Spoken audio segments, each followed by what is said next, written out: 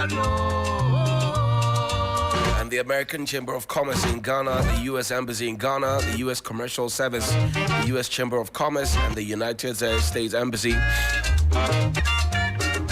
in Ghana, the Embassy of Ghana in Washington, D.C. will from August 10 to 11 host the 2023 U.S.-Ghana Business Expo at the Labadi Beach Hotel from 9 a.m. each day. It will be held under the theme, Leveraging U.S.-Ghana Trade Relations for Growth and Prosperity. The expo will feature keynote addresses from senior government of Ghana and U.S. officials and panel discussions on pertinent issues that will prioritize opportunities to form new partnerships between U.S. and Ghanaian companies. The Trade Pavilion will have over 40 companies showcase investing U.S. companies, trade associations, and local companies from various industries. All you need to do is to visit www.amchimghana. That's www.amchimghana.org. That's www.amchimghana.org to register for free admissions. The expo is sponsored by Delta Airlines, Cosmos Energy, Avis Ghana, Cargill, and All Star Insurance Brokers. 3FM Sunrise. Now let's wrap up this and get straight into the conversation that has taken the whole of social media by storm. Everybody's talking about it. Wanderlust Ghanaman adventures. 10,000 kilometers traveling from Accra to London on road. Who does that? That's the first question somebody asked me the other time. Who does that? Who decides to burn all that fuel with all the beasts riding around town, crisscrossing Africa straight out of it?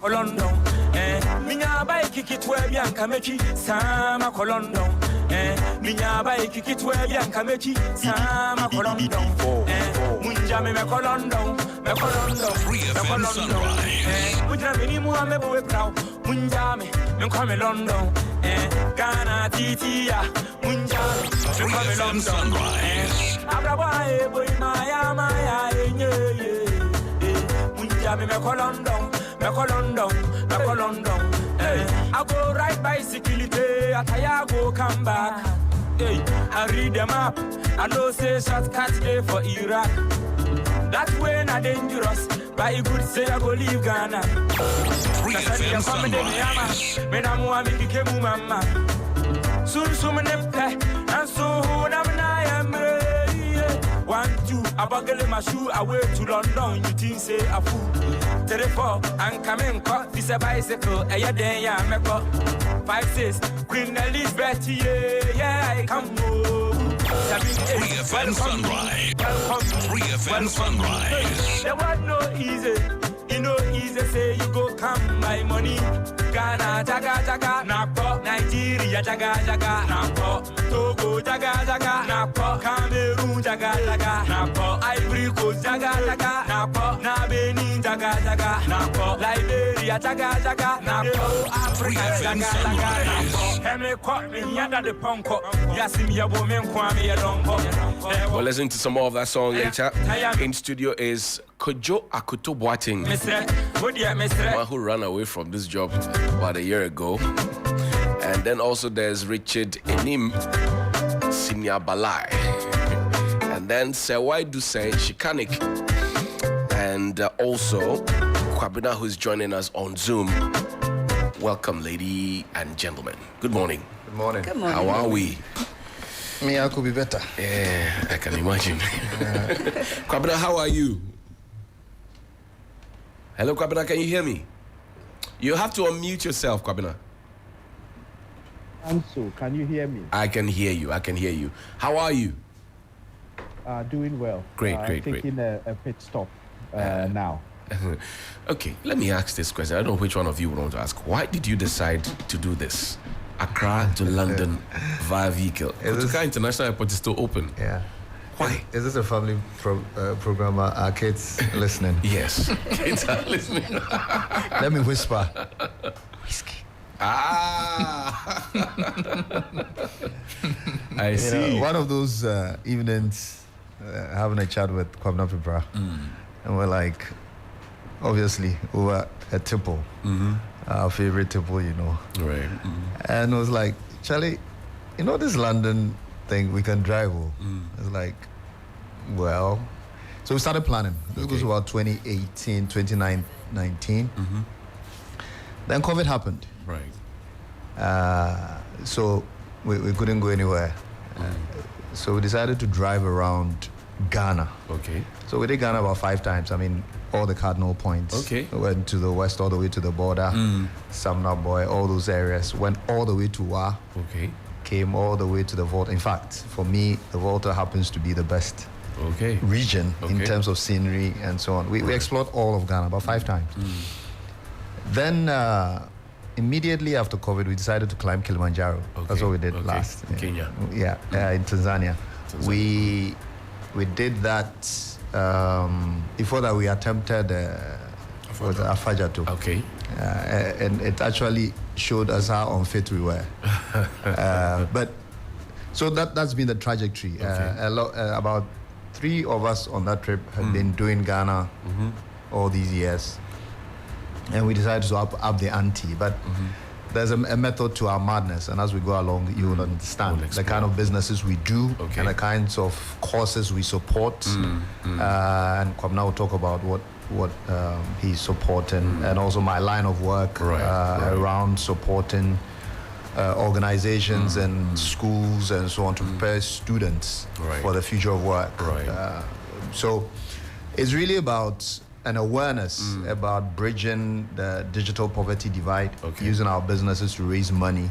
We just didn't get up a harebrained, what you call it. There's always a method to our madness. Yes, but if we were holding a dinner for people to come, it wouldn't get that kind of exposure to raise money through. But you do something as audacious and harebrained as this, and suddenly you get the attention. But the attention is not for attention's sake. We're raising money. Okay, because I was a bit taken aback when I saw you, because you're the go-to business development guy, you're the go-to mentor for students, you're the go-to investment guy. What are you doing riding vehicles across Africa to London? That's the first question that hits me. And we're having a conversation, and then somebody says, but Kojo is also a farmer. So what is the farmer doing, trying to, and that's why I come to Kojo. Kojo, what's your role in all of this? Well, I didn't get to go to London, unfortunately. I only saw them off when they were leaving the Blair to Arifa. But we're all friends. Richard is Kwabena Pipra's mentor, and Kwabena Pipra is my mentor. Okay. And so Richard is your grandfather. He's the grandfather. So we've been driving around the country. We've been doing different things. 1, exploring the country. 2, setting up business relationships, and 3, solving problems where we need to. So like Richard said, over the past few years, we've covered every road in this country, every major highway. So they are the N roads, that are the national trunk roads, they are the regional roads, we've covered every road in the country. If we put together the total mileage we've covered, driving around the country and exploring the country, I'm sure we've done about 40,000 kilometers in country already. Circling the country. Yeah, because crossing it. You drive from Accra to Tamale, and you've done about 600, 700 kilometers. You cross Tamale to Salaga, cross the ferry into Dambai, come all the way to Akpafutoji, then you come. We've done every road, every ferry, every corner of the country. We've explored, and in exploring these things, we also get to know business opportunities in these places, and we get to know things that some of the communities need. So, should I go ahead and talk about some of the things? Go ahead. So, what you saw. The last major thing that we did as Wanderlust, which was powered by Coral Reef. Richard has not introduced that business of his. Richard is the founder of Coral Reef. Coral Reef is into setting up smart classrooms across Africa. So you remember the national best farmer for 2019, James Boateng. He has a very big farm in Nkranza, and he personally built a classroom block on the farm for all the villages around. So as part of the Wanderlust activities, there were synergies, there were conversations had, and a smart classroom was built in the middle of nowhere. As a result of you driving around the country, Yes. you saw So that. you drive, you see, you build relationships, you find problems, you solve them. So as the car move, as the convoys move, the convoys basically are carrying solutions, because Richard is a business guy, IT guy. Kwabna is into housing, Saka is into housing. There are a few other friends like Kojo Saka, who is into housing, Traka, who is also into business, IT, Rasta, Mike, software development. There's Richard Toku, who is into banking, finance, security. So different people with different backgrounds get together to do these things. So sometimes when we get to a place, a question is asked, so what can we do to make these people live a better life, experience the kind of things we're experiencing? And then the conversations get hard. So beyond the fun, problems are solved, then we move on. Okay, let me go to Kwabena. I'll come to the lady last because I want to reserve the best for last. But Kwabena, where are you now? I'm currently in Barcelona and making my way steadily to catch up with the advanced team that went ahead. And I guess if I can also add to the story of why that we are doing this. For me, this is very much about giving back to Ghana and the communities that brought me up. I turned 50 this year. Some people would choose to do a party. I choose to do something, as Richard said, audacious, to raise awareness and to raise funds for a charity that is doing amazing work all over the rural areas of Ghana. The charity is called EduSports, and they set up low-cost community libraries. They have about 50 of them all across the countries. I doubt there's anybody who is heard of them, but they've been doing so much across Ghana. And I felt that this was a chance to give them a push and to support the amazing thing that they are doing. So that is the reason why I'm doing this, to raise the awareness of this charity and to raise funds so that they can bring their libraries into the modern age with digitalization. Thank you. I see. But how do you raise the monies? Because you're driving through the various countries, towns, villages, you're taking a stop. How does the money come to you? So that's where I guess technology helps. So we now have these websites like justgiving.com, which is the one that we are using. And the charity, it's a registered charity in UK and Ghana. And so they are quite known in these locations. So they have an account with this website called justgiving.com. So what we do is to put out a page focused on our particular initiative. And then anybody who wants to contribute goes to that page and donate. So if you go to justgiving.com and search for Drive for Digitalization, you will find it there, and then people do so. So far, since we started going out, we've raised, at last check, almost $6,000, and we look to raise some more. We believe this money that we are raising will transform lives for our rural communities and give opportunities that some of us have gained from to our folk, our brilliant young people in the rural areas, and to make a difference in their lives. You mentioned an advanced team. Where are they now? You're in Barcelona, but where are they? I believe they spent the night in Montpellier, in France. They will be heading towards Le Como in Italy, and we will all converge in Geneva tonight. Now, tell me about the experience driving from Oman, Ghana to Amanone. How does it feel like? So for me, I come from a perspective. I work for an organization that is focused on developing Africa. So for me, this is a lesson in the things that we're trying to change. So the things that I have looked at is the infrastructure, the formalities, the efficiency of our borders, because that is one of the key points around the AFCFTA, the Continental Free Trade Agreement, and how we bring it to life. And the experience has told me that we still have a long way to go to make travel efficient across our borders from country to country. The second key takeaway. I mean, maybe you want to share the bottlenecks that you experienced with us. How difficult was it in Africa, traveling intra-Africa and then beyond Africa? What was it? Because we've been talking about AU for a long time, ECOWAS here, AU there. We spend money, go and convert, talk, come back. Is it fluid and lucid like we know?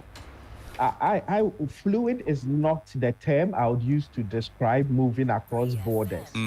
Interestingly, in West Africa, the nature of ECOWAS, I think, helped.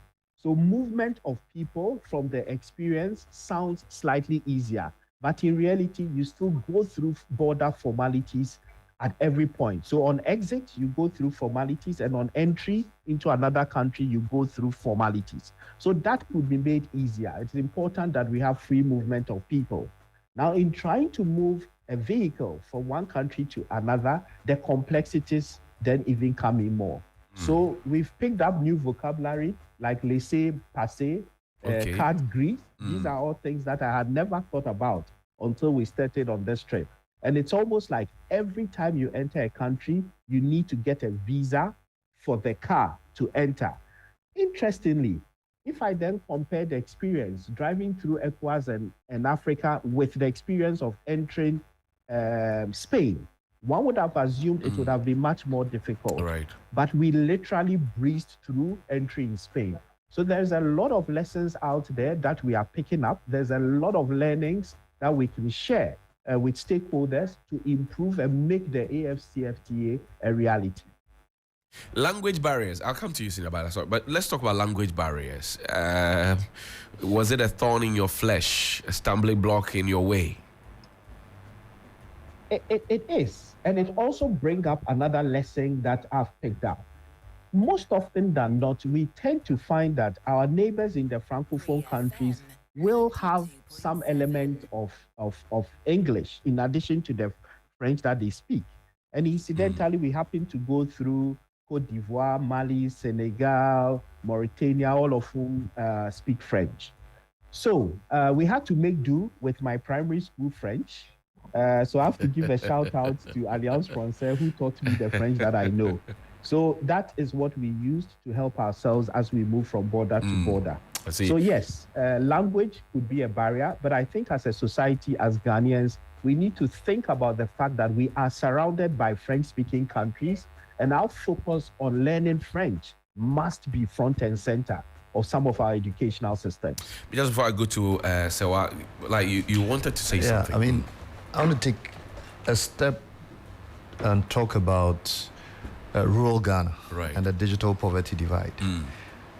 If you must be hiding under a rock if you haven't seen what AI is doing now.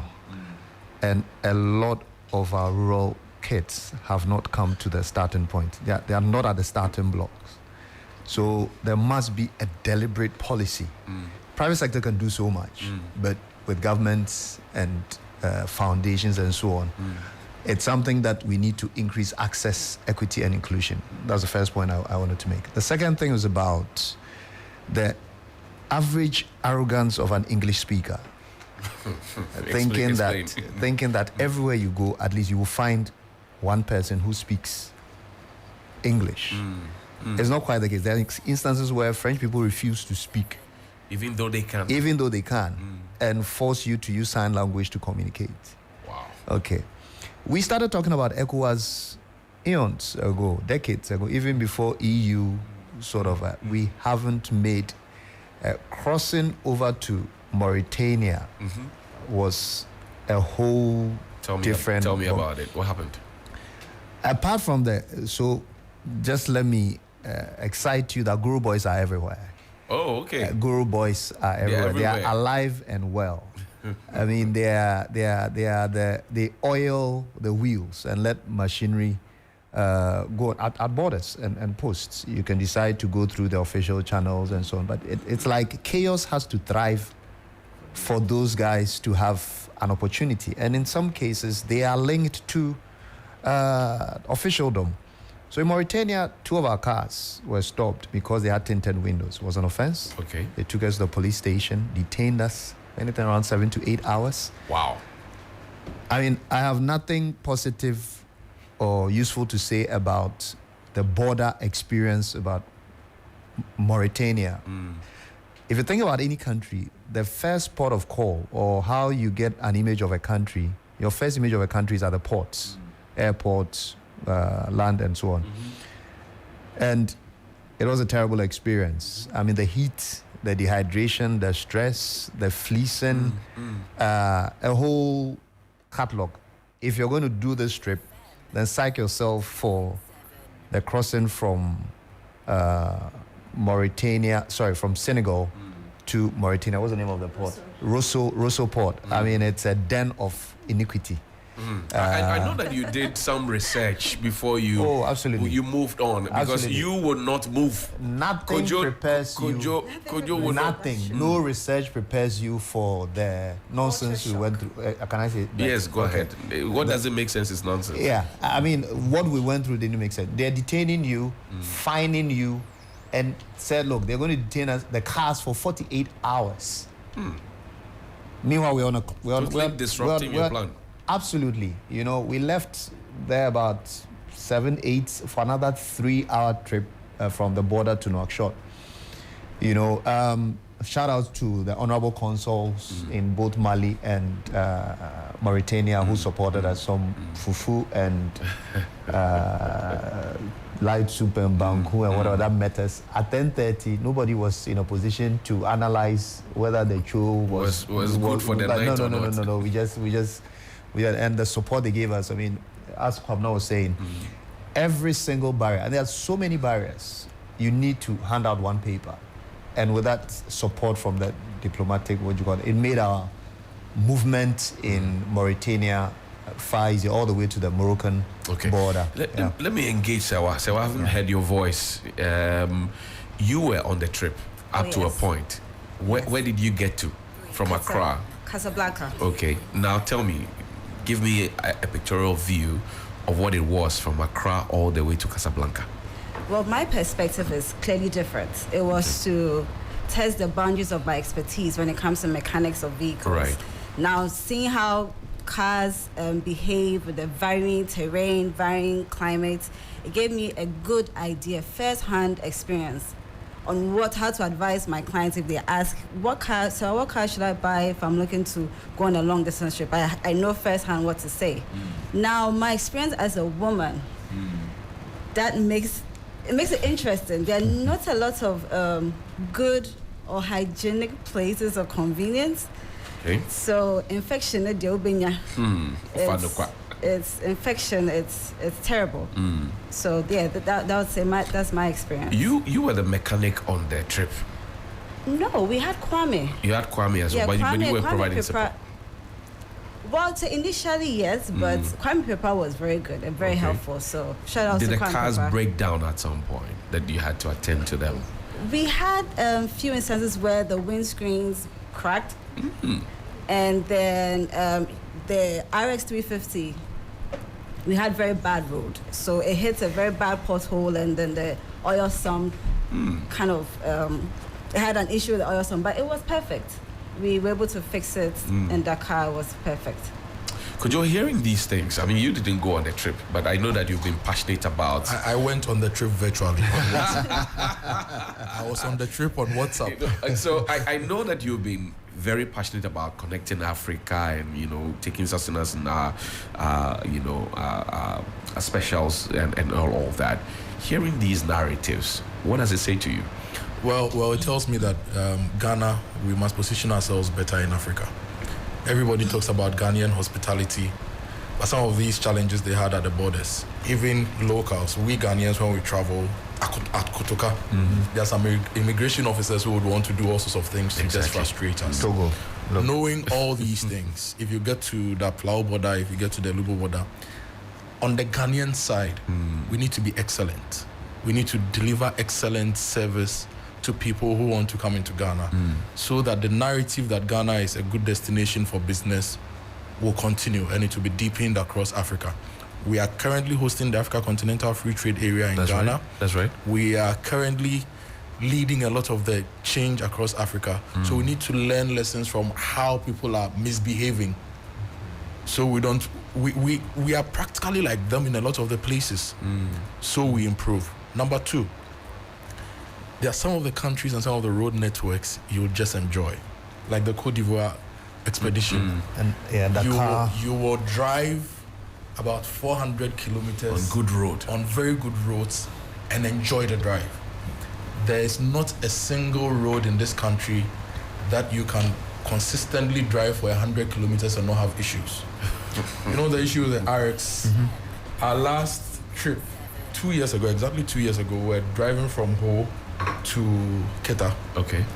One of the Land Cruisers had an issue. 4 tires on the road. All the 4 tires Just like that, went yes, off. the tires plus the rims and everything. So people are investing in infrastructure, proper infrastructure. You would see that in Côte d'Ivoire, you see that in Senegal, and we are supposed to be the big boys in Africa. So we need to also look at our infrastructure investment better, especially the roads. I'll give you an example. The day we crossed the ferry, you would cross the ferry from, say, Ketekrachi, trying to connect to Atebubu. The road is just about 60, 80 kilometers, but you do 4 hours on that road Because it's it's bad. terrible. So we need to invest in creating the access for Ghanaians to move easily. And the other thing, Richard said something earlier about the digital divide. Right. When COVID hit us, there were children in the cities who had access to 4G, who had tablets, whose parents could afford these things, so they were a bit ahead. All the children in the villages, I won't say majority, because if I say majority, it will seem as though some children in villages and rural areas had access to something proper. I travel a lot, at least. In a month, I would spend about 2 weeks outside the city. All the children in the villages didn't have that luxury or the opportunity to have tablets and digital devices to learn. You drive an hour from Accra, an hour from here, TV3. You get to the Pram side, the Chopoli side, or you head to the Eastern region side or the Central region side, and you see typical villages, and you would ask yourself how within an hour's drive from Accra, you see people in that particular situation. So there is work to be done in bridging the digital divide. We'll come to that because I want to know what the plan is. I know that Mr. Nima always has some master plan somewhere hidden under his sleeves. But Kwabena, welcome back. Let's talk about cash. You needed money to travel around, whether you were using your card or whatever it is. Did you have to at some point be swapping your CDs for Sefa and Naira and all of that? Tell me about it. Oh, thanks for that. Yes, and it's a very pertinent and practical thing to think about if you're embarking on such a venture.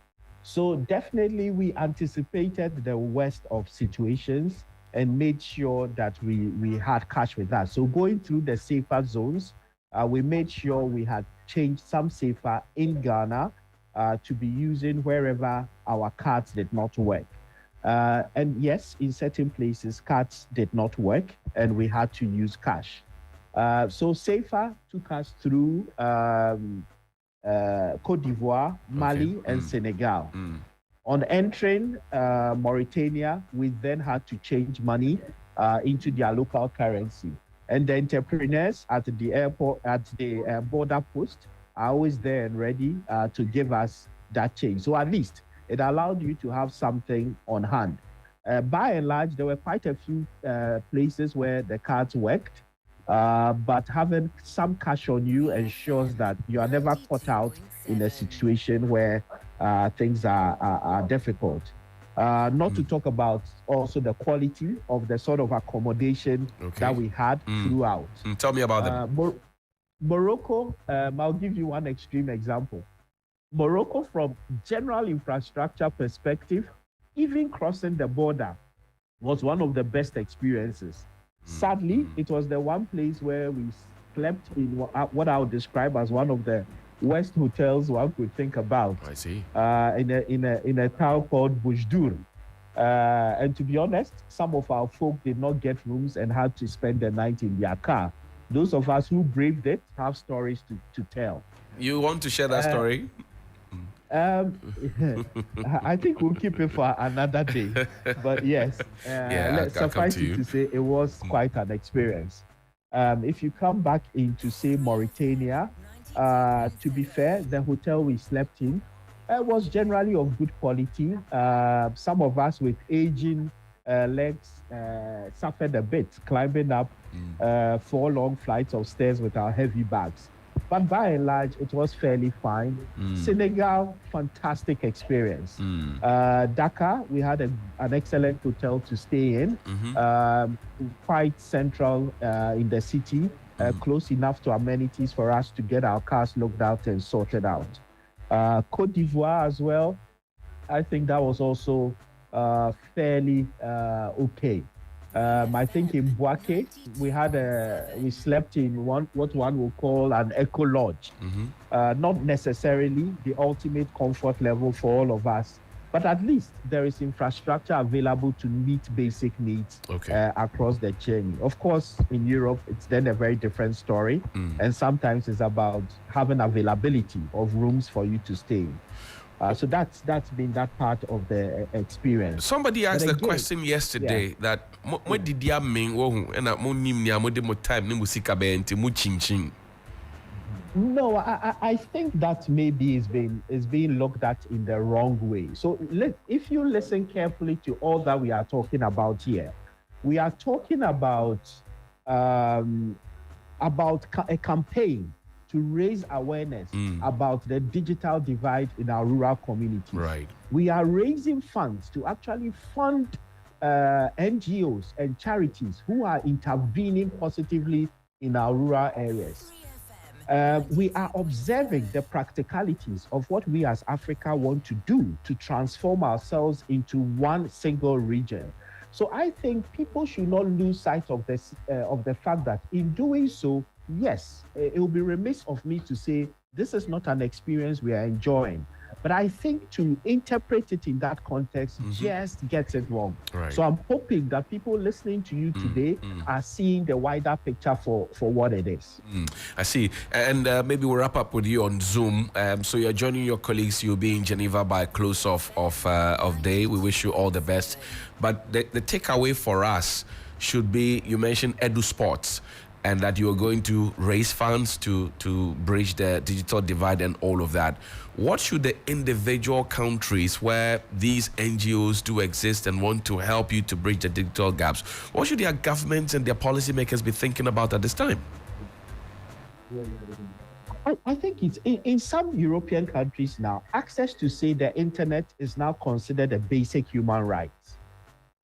We are a growing continent. We have so many young people out there that we need to equip for us to properly compete in this global marketplace. We cannot take chances in ensuring that right from the start, every young person in our country has access to the necessary technological know-how that places them at par to compete appropriately with the rest of the world. There are charities out there that are doing so in a very low-cost manner. We need to identify them. We need to find the likes of the Edu Sports in our community. My daughter, whilst we were on the trip, spent 3 days at Edu Sports in Akumadan, and it's amazing what it has done for her, the exposure it has given her, and now she is literally at the back of this, also helping raise funds for Edu Sports across the country. So, before I wind off, I just would like to say thank you very much. I think my colleagues will continue the story, but I really appreciate this opportunity for us to tell our story and for the positive that we want to achieve by taking this trip. Thank you very much. We are grateful that you could join us, and drive safe as always, and bring us the juicier part of the story as you end the journey. We will do so. Thank Grateful. you and have a good day. Thank you very much. So let me ask you, how long is this supposed to last? This whole trip, Accra, London expedition. About What's the duration? Weeks. 3 weeks. 3 weeks. Okay. Which am I right? 3 weeks. We start off on the 23rd. They should be headed over. Minus Richard, the right. 23rd. You started on 22nd. Do you know why I always say 23rd? Because that was my mind has been programmed 23rd. No, we started off on the 22nd. It was Saturday, Okay. so around the same time, you guys were just about heading off. Yeah. And you You're right, went through 22nd. Kumasi to Sunyani. So Yeah. people say 23rd because the team moved from Sunyani and crossed the Ghana border on the 23rd. Okay. But they actually moved They from started the Accra journey from here on the 22nd. Saturday, 2 weeks ago, around the same time. They left at 9:58 a.m. Okay. And this guy was just teasing me.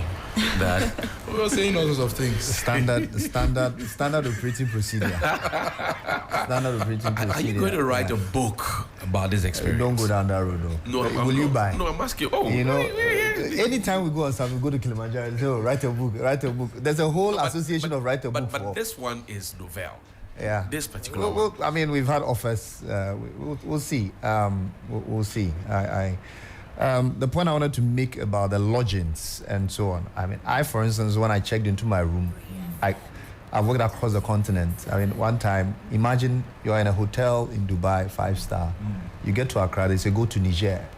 You get to Niger, all the hotels are fully booked. I end up in the back end of somewhere. I had to cover the pillow with my shirts, whatever. I wake up in the morning, take a bucket to go and fetch water from the compound. And so I'm a what job? But that particular hotel we saw in it shook your oh my bones. goodness. I literally had to sit on my grandmother would say hand lugger. Okay. My hand luggage, you call it. Right. And literally had to find work to do. I had to go through my WhatsApp, all outstanding, going back to January 2020. You had to answer them. Answer them. I mean, I had to find work to do. Because you couldn't sleep. I couldn't sleep. You know, that's how terrible the lodges were. It's like a compound house, but it's in a hotel. And a single bathroom and loo on that floor that everybody had. And I'm like, so Kwame and Kwame just went to sleep in the car. Wicked boys, they didn't even tell me they were going to sleep in the car. I'd have joined. I was oblivious of what was going on. But this was where? This was in when Morocco, right? Morocco. Western Sahara. It's actually Western Sahara. Before we get to Agadir proper, Casablanca. I mean, those are. So how did you cope? Because you're a female, and we've been talking about just a while ago before your interview. My menstruation is not a shame, and all of that, and talking about infections. Yes, absolutely. So, well, it's the experience for me. I was just excited about this. It was new, so. Living the comforts of my East Legon house, going through all this. There were moments I had the Okohokoye day, right. Especially at Rosso border, and then Bojdu. So one of the hotels in Case, you get in and there's mosquito repellent there. It's so waiting it tells you just it's for get business. ready. So we've seen it all. But once you are prepped that this is what you want to do, you want to get to the final destination. Would you want to go on another trip like this? Absolutely. Wanderlust gave me a wonderful opportunity to test my expertise. So yes, I'll do this. So Ghana to China? Why not? Okay, let's see. Let's look at the bigger plan. Yeah. You know, trying to bridge the digital divide. Yeah. What should we be thinking about? Okay, so for me, at least the last 4 or 5 years, this has been my space. Working with schools across the country. I think we're on a project with about 700 schools, training 1,400 teachers, deploying smart labs, primary schools and JHS. So there's a template. But how do we build on that? This is actually starting in districts. So if you think of a hub and spoke model, how do we move from districts, creating centers of excellence, to affect lesser communities with deprived communities and so on? So that's really the big picture. Okay. I mean, there are 2 real estate guys on there. They will sell their houses. They will use, they will use their attention and their promotion to sell their properties. So Kojo Saka Homes and Kwabena Pepra Finish Realty. But the beautiful thing about what they're doing is that they're donating a percentage of every sale into a digital catalyst fund. Okay. So we're setting up a digital catalyst fund. All the funds that we raise goes into there for us to support, because by the time you move from deploying these things from a district to a town to a village, the classic refrain from government is usually, we don't have money. Think about it. There are about 7 million students in public school. There are 2 million in private school. A tablet, you land a tablet here now, I'm not sure what the current was, about 120 US. Multiply that by 7 million if you want every kid to have a tablet. Right. You know, now AI has come in, which means that the tablets we have now are not fit for purpose. No. Because the kind of power you require to crunch data and so on, you're looking Core i5s, Core i7s. i10. Those are in the range of between $700 to $1,000. So for me, listen, by stroke of grace or whatever, we were born in certain areas, we benefited from good education and so on.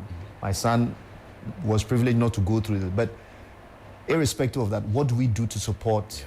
And that's an agenda I think we should push with the media, organize these types of conversations, raise money to support, because if somebody lives on less than $1 a day, how are they going to raise $120 to buy? They can't. Even if we make bespoke devices at $20, e-readers at $20, most rural families cannot be able to afford. So how do we raise this money? I mean, guide us through so that we can, my listeners can support and raise the money. I mean, we've got the Just Giving page that he's talking about. Coral, let me actually make it easy. Okay. If you go to wanderlustghana.com, Okay. there's a donate button. Okay. You click it, you can donate. Okay. So Wanderlust Ghana. Let's spell it well. WANDERLUST.com.